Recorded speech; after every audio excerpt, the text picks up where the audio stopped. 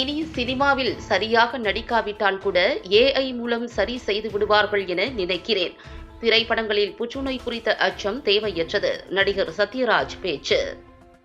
Chennai OMR சாலை தரமணியில் உள்ள தனியார் மருத்துவமனையில் புதிதாக அமைக்கப்பட்டுள்ள அதிநவீன புற்றுநோய் சிகிச்சை மையத்தை பிரபல திரைப்பட நடிகர் சத்யராஜ் திறந்து வைத்தார். நிகழ்ச்சியில் பேசிய நடிகர் சத்யராஜ், உலகில் பல வியாதிகள் இருந்தாலும் புற்றுநோய் என்றாலே மக்கள் அஞ்சுகிறார்கள். இதற்கு ஒரு வகையில் திரை உலகினராகிய நாங்களும் ஒரு காரணம். சினிமாவில் புற்றுநோய் என்பது குணப்படுத்த முடியாத ஒரு பெரிய நோயாக காட்டப்பட்டுள்ளது. ஆனால் தற்போது மருத்துவ உலகம் வியக்கத்தக்க முன்னேற்றம் அடைந்துள்ளது. புற்றுநோயிலிருந்து மீண்டு வந்த பலரை நான் நேரில் பார்த்திருக்கிறேன் என்றார்.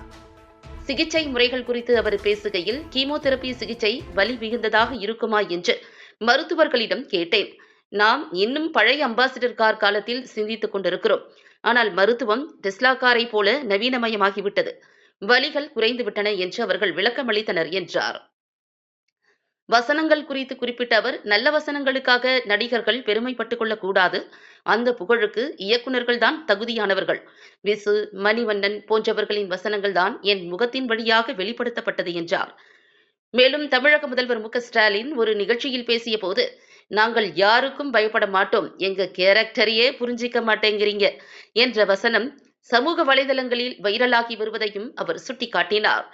திரையுலகில் வளர்ந்து வரும் செயற்கை நுண்ணறிவு தொழில்நுட்பம் குறித்து பேசிய சத்யராஜ், இனி சினிமாவில் சரியாக நடிக்காவிட்டால் கூட ஏஐ மூலம் சரி செய்து விடுவார்கள் என நினைக்கிறேன். சமீபத்தில் ஒரு ஹிந்தி படத்தில் நடிக்க அழைத்த போது எனக்கு தமிழ், ஆங்கிலம் தவிர வேறு மொழி தெரியாது என்றேன். ஆனால் அது ஒரு பிரச்சனையே இல்லை, ஏஐ மூலம் சரி செய்து கொள்ளலாம் என்று கூறினார்கள். இனிமேல் நாங்கள் தான் நடிப்போம், எங்களுக்கு பதில் வேறு யாரையும் நடிக்க வைக்க கூடாது என தனியாக அக்ரிமெண்ட் போட வேண்டிய நிலை வரும் என நினைக்கிறேன் என்று கலகலப்பாக தெரிவித்தார்.